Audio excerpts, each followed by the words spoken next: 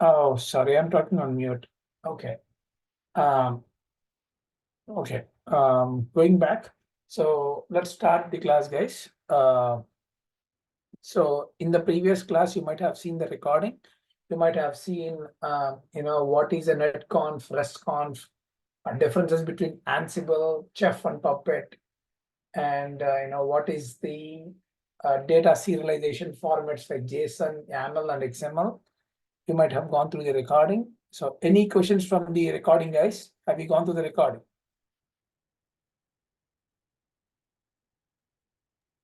Yes, sir. Okay. So today we will talk about SD-WAN, guys. What is the need of the SD-WAN? Why it is popular nowadays? Why every company nowadays is looking for SD-WAN? And what is the use case of it? We will talk about it, and we will understand what are the different big players in SD-WAN. So let's start the class.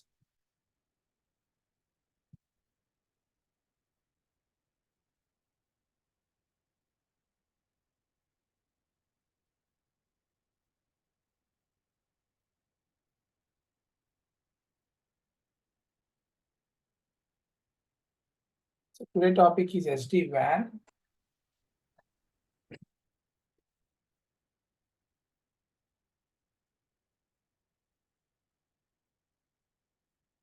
You might have already known what is a WAN, wide area network. When network devices are connected in two different locations, or are in two different locations to connect devices in different locations, we use a wide area network. So if someone is in Chicago and they wanted to connect someone in San Francisco, there should be a WAN connectivity, wide area network connectivity between them. But if someone is in Chicago and the destination is also in the Chicago, like source and destination are in Chicago, that is a LAN, because it's a local area network. Both of them are in same physical location. That is a LAN. But when geographically separated locations come into the picture, then WAN comes in. Then what is software defined WAN? Software defined WAN is a WAN which is optimized, and also it helps us to do the automation for the WAN structure. So it has faster operability and also less cost to build that network. So that is what a software defined WAN is about. So a software defined WAN will have a centralized controller to transfer the traffic securely between different WAN connections. Let's say you have one location here.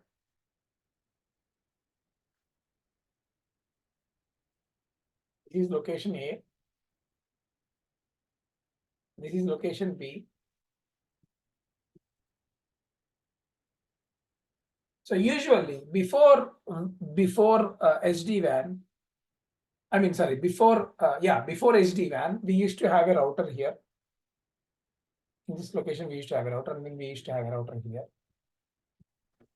And there will be a dedicated connection circuit link, like optical fiber link or MPLS link. They used to purchase a link to run their service, which is like a dedicated link, but it is expensive. But after SD-WAN coming to the picture, so you will still have this one link, but you have a controller which is sitting in the headquarters. The controller will manage this location and this location in terms of configuration. But the data forwarding will be done, but you are not manually logging into each router and then configuring them. So let's take a real-time example on why this is needed. Let's take a small small store. Let's say a small Subway store. Okay, so I'm going to take Subway. Subway as a company. You guys might have already known Subway is just like a sandwich shop, right? They sell sandwiches, like a restaurant chain, right? So let's say we have Subway 1 in one location, Subway 2, Subway 3. It's spread across US, right? So for now, let's take, okay. So every Subway location should be able to have a database, right? So if someone purchases a sandwich here, their registry should talk to this data center in terms of their data, like how much sales was done here, what is the cashier account login logout time, and what is the data sheet. Everything have to be connected to the data center. That is one use case. Another use case is like when a user tries to pay the payment, they should pay with a card, and that card has to go through the internet and then go to the whatever the payment. Let's say they are trying to pay Visa, so the payment should go to the uh, Visa data center, something that it has to have the connection, right? So this small subway office should have internet connection. That is the first thing, right? That internet connection will let them go to the payment. And another connection is to go to the data center where it can keep on updating the sales information to the data center. But let's say you are an engineer sitting in the headquarters. Let's say the subway headquarters is in New York. So, but the stores are everywhere. But you as an engineer, you cannot go to each site and install the router here and then configure them. I mean, you can travel for each site, but that it will take almost a year to travel to each site and then complete the routing configuration, right? I mean, you can hire a contractor who can travel across US. I mean, they used to hire contractors who used to travel to each site, set up the router, and then set up a VPN tunnel between the sites. So they used to, what is a VPN tunnel, right? Site to site VPN tunnel. We have discussed in our class, like site to site VPN tunnel. They go to site and then they bring up the site to site VPN tunnel. This is one site and this is one other site. They used to bring up the VPN tunnel. So, but this is not a best use case, right? Why would we expect an engineer travel throughout the US? But instead, what we can do is we can have a SD-WAN.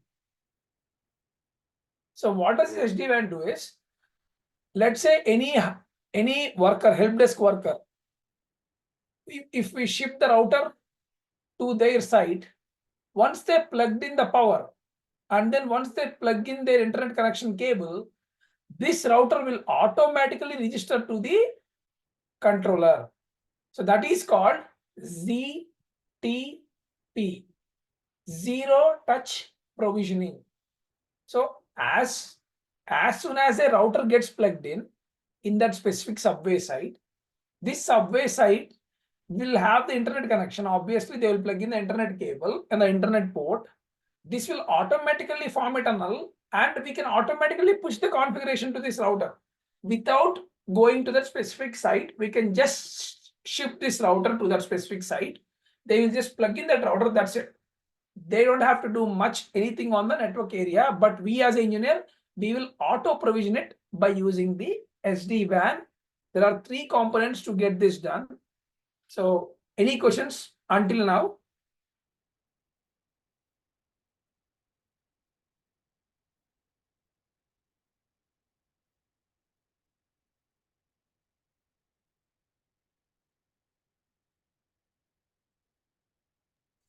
Sir, what is ZTP, sir?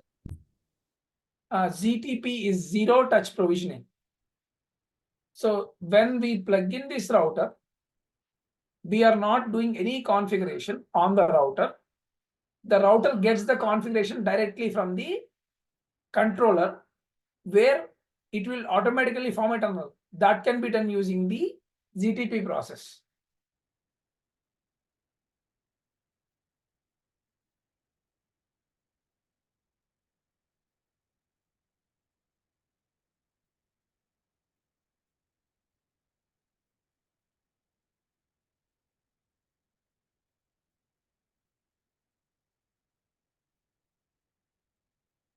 So let's start talking about the architecture of SD-WAN.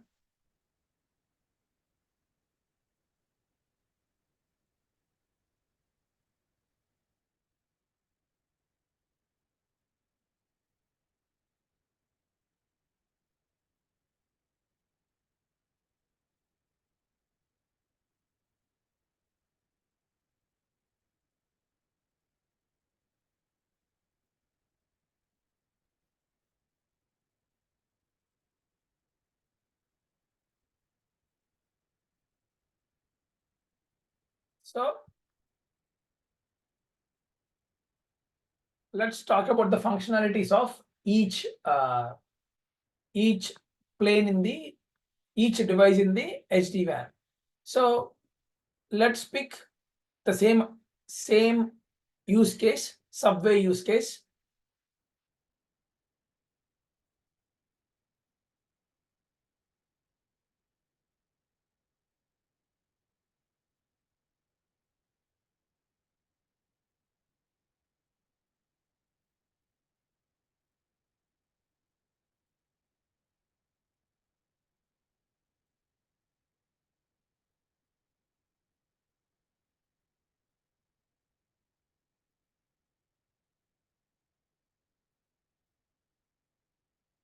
So this is subway headquarters.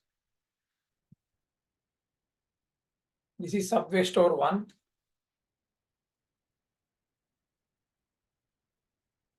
This is subway store 2.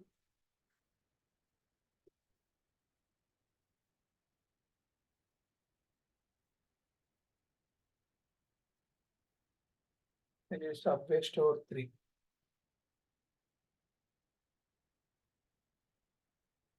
We have a router here, and router here.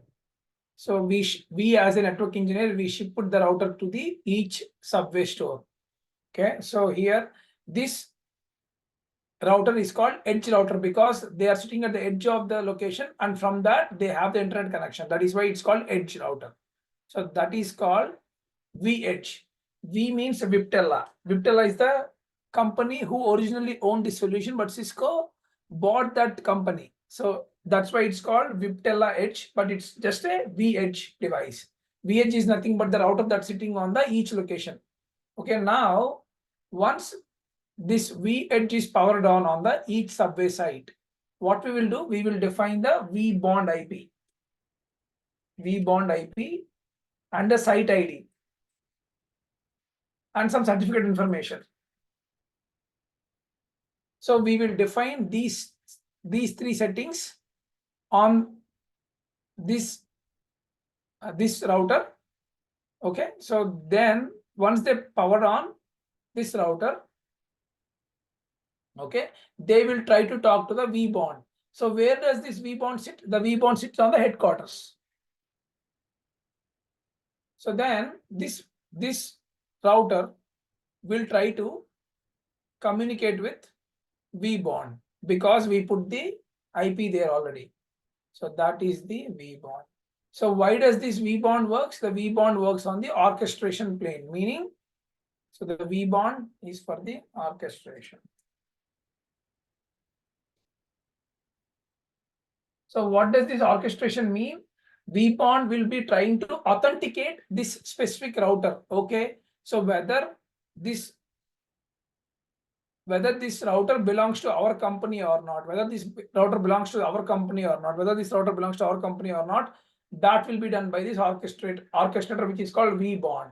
So vBond will do the orchestration. It will authenticate the VH router so that it will be part of our company. So once the authentication is done, once the validation is done, then the vBond will redirect the users to the vManage.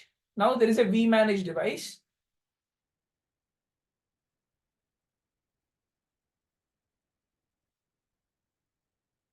This is vBond. So now the vManage device will push the configuration. So pushing the configuration in the sense, it will be pushing configuration like VLANs, OSPF configuration, templates. So everything is like a template, and this will be pushing the configuration to all these routers from the vManage.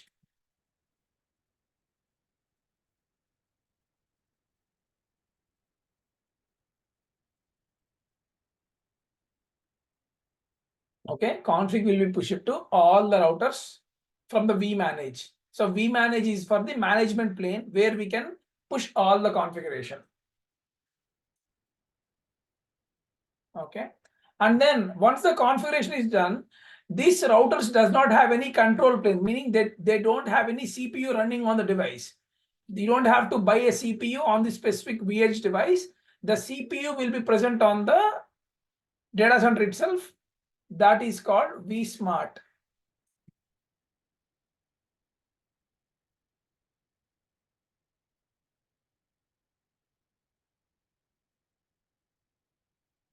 is called vSmart. Now the vSmart is just like whatever the routing decisions. Let's say this router wants to form a VPN tunnel to this router. So that information will be decided by this headquarters router, which is nothing but the vSmart, that will be able to make the routing decision to this router to this router. So let's say the link went down between these two routers. Now vSmart will redirect this router to all the way to this subway store, because it will have multiple paths, because the control plane knows the entire connectivity between all the sites. So it will be easy for the vSmart to manage all the control plane. So vEdge is nothing but the edge router that is responsible for the data plane, which is just like a physical router sitting on each location. vSmart is responsible for the control plane. It is like the controller of the network. It can advertise the routes, it can receive the routes. It will be using the control policies of the network with the vSmart. vManage is used to push the configuration, which is responsible for the management plane. It is like managing all the device configuration. It can be a VLAN configuration, it can be a tunnel configuration, that everything will be pushed from the vManage. And vBond is nothing but the orchestrator, where it can do the authentication and validation of the device. Okay, so vEdge, edge router for forwarding the packets, vSmart, control plane for making routing decisions,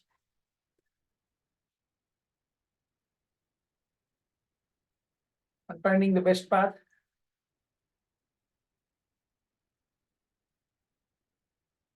vManage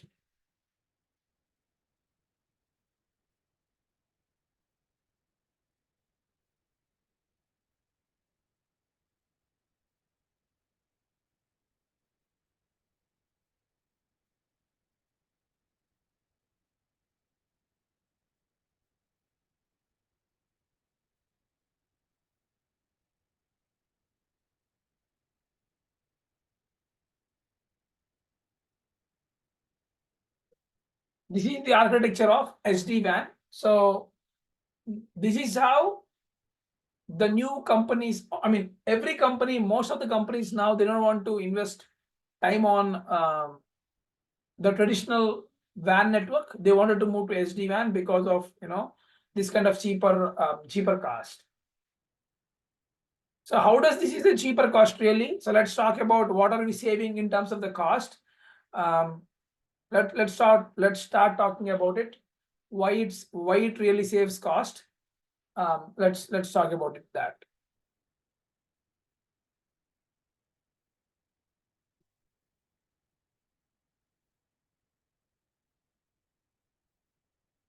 So let's say I have site 1.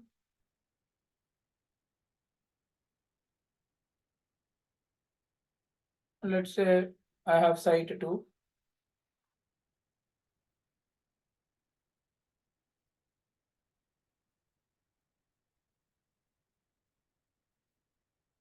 Well, let's not take 2 sites for now. Let's add the site 2 here and lately, but let's take site 1. Now let's pick the site 1 now.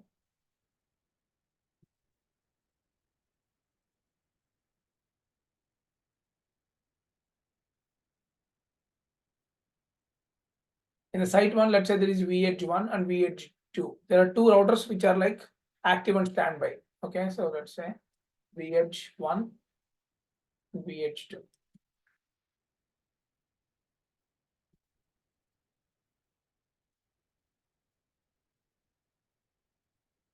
Okay, so we have, let's say we have data center.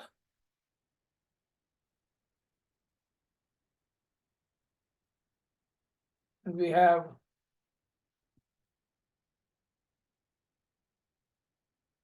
let's say this is the data center, and this is like open internet. Let's say we are paying for data center, we are paying MPLS connection. one MPLS connection to the data center for the VH1 and one MPLS connection to the data center with MPLS connection. The cost of this link every month, MPLS cost $500, and the cost here $500. And we have another open internet circuit link for the router one. We have another open internet circuit link, and here another open primary and secondary, right? So another open internet circuit link. So now the cost here is $250, and the cost of this link is $250. So for our WAN, so per site, this is site, right? One site. So for one site, we are spending total how much? 500 plus 500,000, another 500 for both of the internet circuits, which is 1,500. So $1,500 per site for redundant internet and WAN connections. Okay. Are you guys following me? Yes, sir.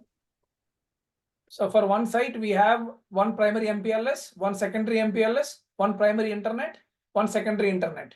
So total 4 circuits. We are paying $1,500 per month per site.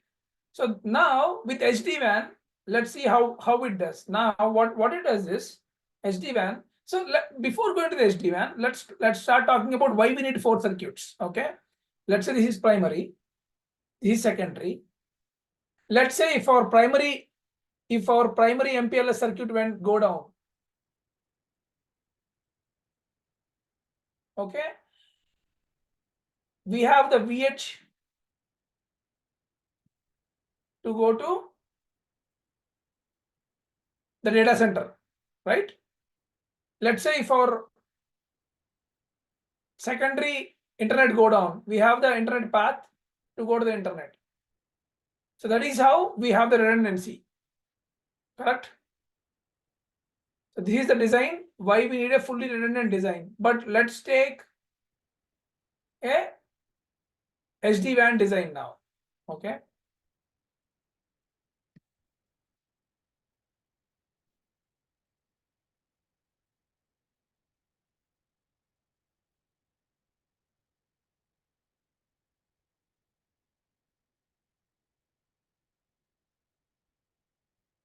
Okay, I'm going to take a similar SD-WAN design. I don't have a space here, but let's see. I will try to draw small little diagram. So this is a site.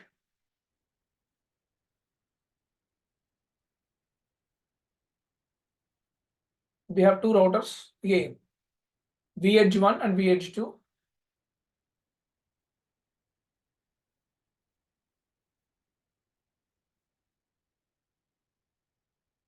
there are 2 routers now. We have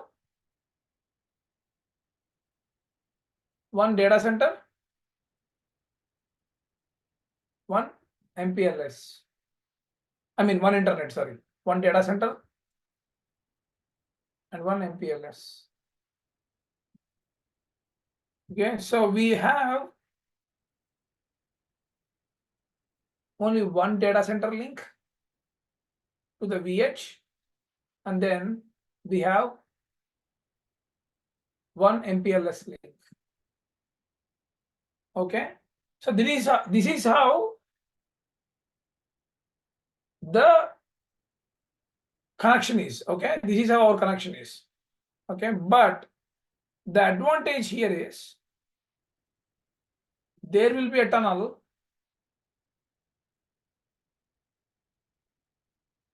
from all the way here to here. There will be a tunnel that we are forming. Let's put a tunnel like this. There will be a tunnel between these 2. So let's say if this VH go down, okay, then if we want to reach MPLS, okay, the traffic coming to this VH will directly try to go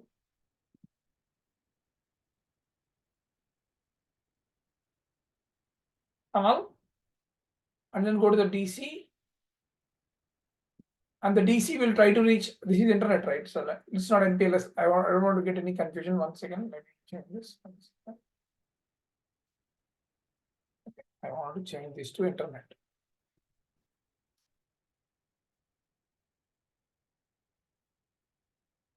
Okay, so now I have one link, which is MPLS link.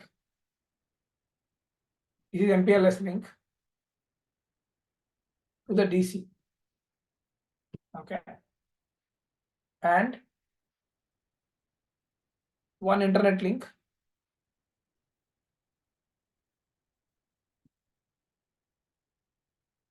One internet link.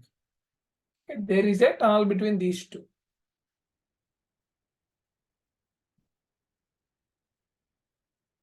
There is a tunnel between these two. So this one will have tunnel all the way over this router to that one. And this VH will have a tunnel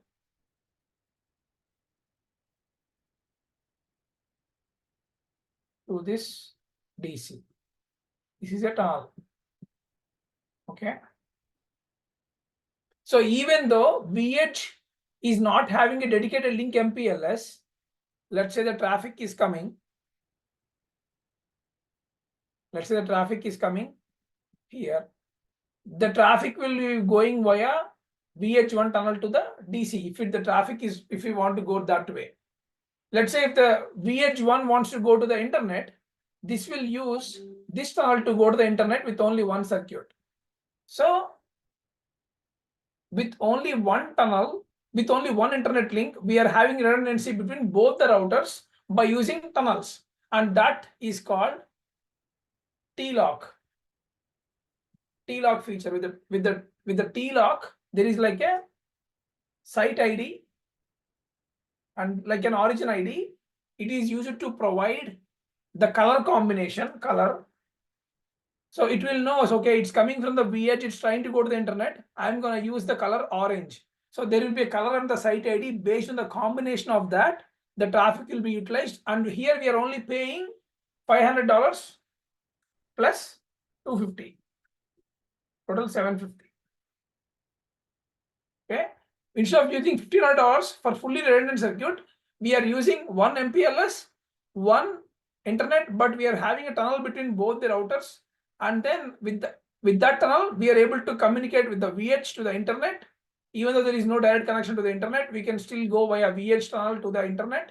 And then VH2 can go to the DC with the tunnel between VH to the DC by using the MPLS link. Okay. Any questions, guys?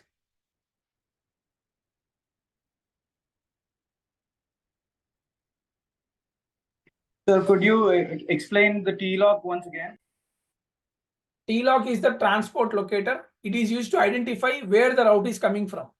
If the traffic is coming from, let's say, if the traffic is coming from VH, it's trying to go to the internet. If the traffic is coming from VH1, okay, it's coming from VH1. So there is an orange tag. So the orange tag will take it to the internet with the color plus the site ID. Let's say if the traffic is coming to this blue VH2, so with the purple tag, the traffic will be going to the DC with the purple color tag, because the purple has a tunnel to the DC. So with the site ID and the color, with the combination of that, it will follow the path to reach the destination. That is what the T-lock does. So are these colors like standardized colors, or are you taking an example to give us an idea? No, I'm not taking an example. It is the standardized colors. I mean to say I took a random color, but there are different colors the T-lock will pick. Yes, sir. Thank you.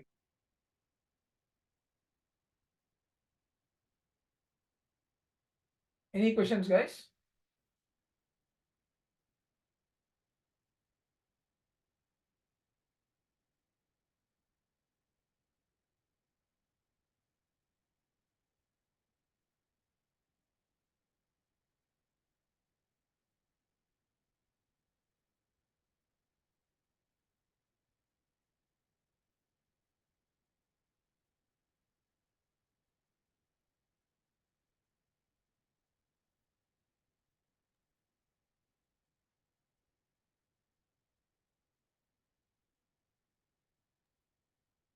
Is it clear, guys? Just using the tunnels, we are not paying extra circuit.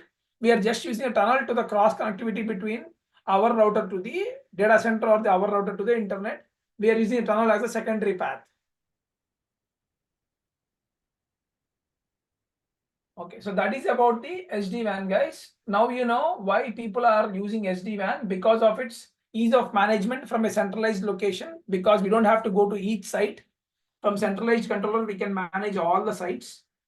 And another is like cheaper cost. These routers are cheaper compared to the traditional routers that are being sitting in the each location. You get cheaper price and ease of rinse and repeat. You have 100 routers, you can ship 100 routers to the each site, and you can push one template that is suitable for all their sites within vManage configuration template. You can push the template. Okay, so there is a chance of automation. There is chance of zero touch provisioning, less cost. You're reducing the cost on each site.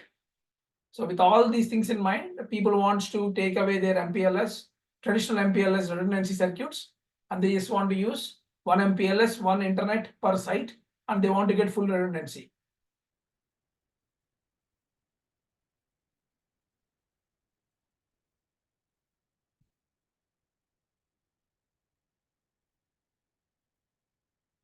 Sir, why cannot we use tunnels for the setup? Is the tunnel used only for SD-WAN?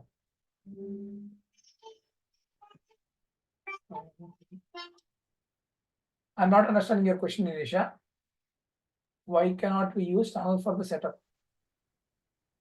So this tlocks feature is identifying the traffic is patent holder by SD-WAN. So they have the patent for the tlocks. They introduced this tunnel concept in sending the traffic in bidirectional between V-edge to the open internet with a tag ID, site ID, and the color. So they are the patent holders. That's if you're asking about that. Yeah.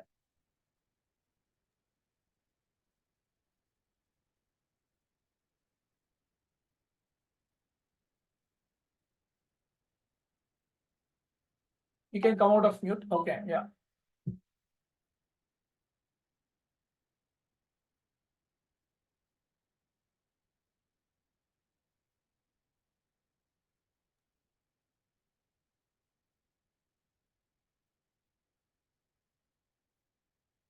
Okay, all right. Let's go to we completed the SD-WAN now. Let's start talking about SD access. Another important buzzing concept, right? I wouldn't say important. No, it's more of like when people start looking at a new technology, they get excited. But over the years, it depends on how useful it is. It may be used by larger audience, or it may be not. So like this, now the booming is like you're talking about cloud, right? So you're talking about AWS, Azure. People all talk about cloud all day. That is what a buzzing word is. But if you go five years back, there is no cloud at all. So we don't know whether this cloud stays after 5 years. I mean, we are not in a place where we can predict the future, right? So that kind of buzzing word is SDA, software defined access. Let's see what it is, and how it is helpful for us. Is it really helpful?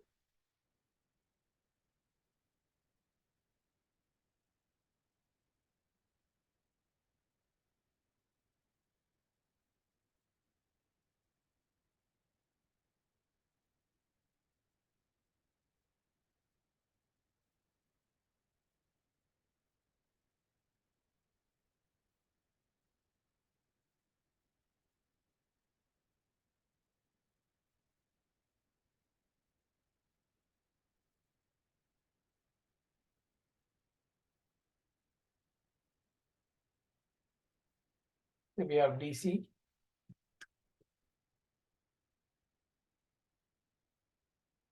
In that, let's not talking about this. Let's take a small hospital. Okay, let's take a small hospital network.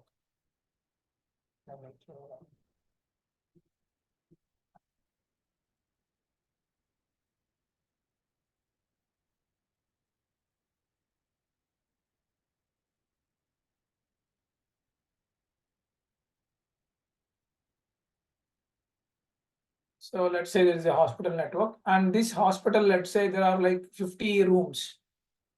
Okay, just like 50 operation theaters.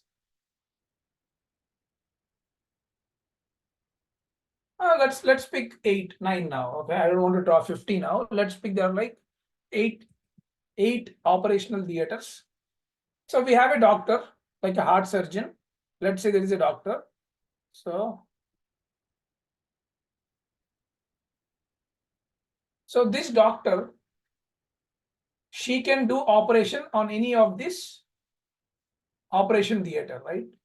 So when she is doing the operation, she need to connect her laptop and one of the operation theater MRI scanner. She need to connect to that specific port in the network, right? So she has to connect her laptop with a wired connection or wireless connection and her MRI scanner to this specific port in the network. So before she conducts the operation, can you please be on mute?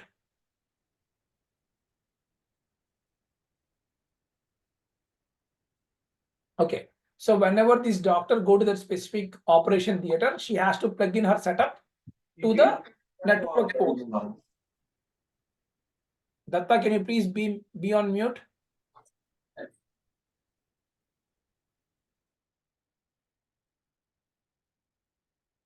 Okay.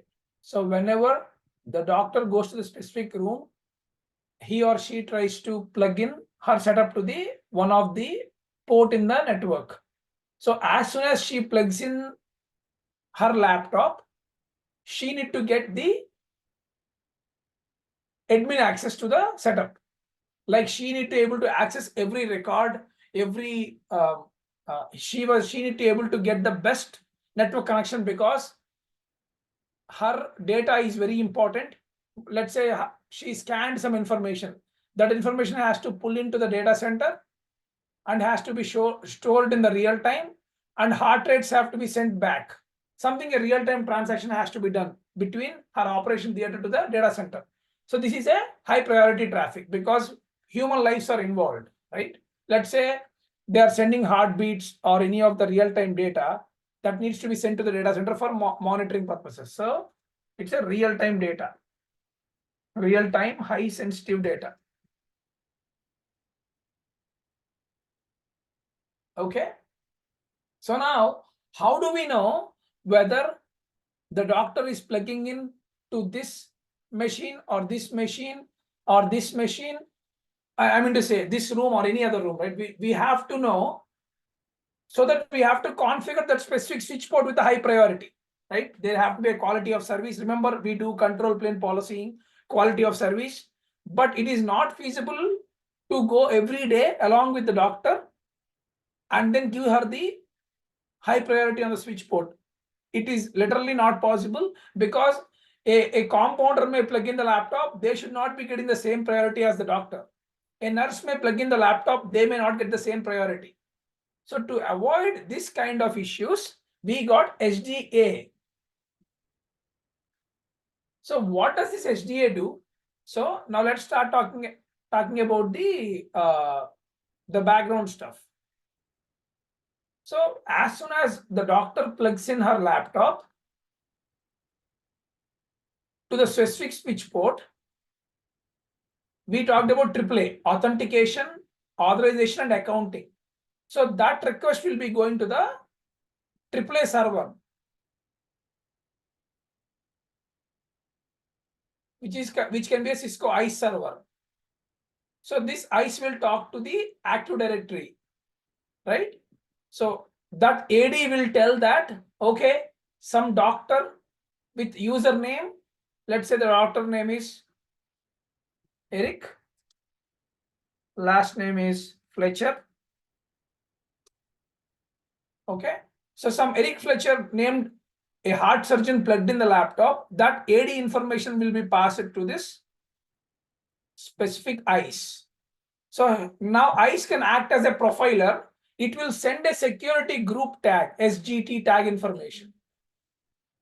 So with this SGT, this information will be known, okay, so this user is part of this tag value. So he is a top level person in the company, highly important person. He plugged in the laptop. We have to push a profile that his traffic should never be dropped. Let's push a policy from ICE server to that specific switch port that quality of service need to be applied. Let's say there's another let's say there's another nurse who plugs into the laptop. She is like a help desk person. When she plugs in, same thing happens, AAA, but she is not on the top level. She is like a normal user. Now we will push with a security group tag with a normal profile to the specific switch port, and that will be having no priority. She gets the random, let's say this user is getting like 1 gigabit per second speed of internet. This user gets only like 0.5 Mbps. So very basic internet speed and less security for this user. Whereas for doctor, high speed, whatever the capabilities we can give for the user. So with this, we can give priority for the users in terms of how we can define the access. So that is why this is called software defined access. So we are defining the access of the user based on the tags and based on the profile of the users. So that is why it is everyone is like interested in STDs because they don't want to manually configure each port. So user can plug in anywhere in the hospital, and we can profile the user based on the AD and based on the ICE profiles that we define. Is that clear, guys? What I'm trying to say?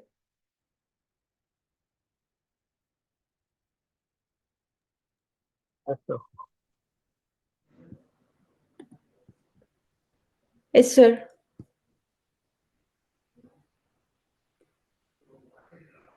Okay, that's about SDA, guys. Any questions on SD-WAN or SDA?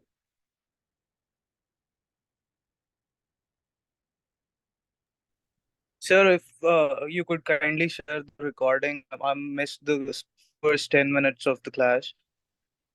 That would be really Yes. Yeah, I have to upload the previous recordings as well. I'm going back and forth on that, but I'll definitely complete all the recordings there. Okay, I'm gonna stop the recording then. Hold on.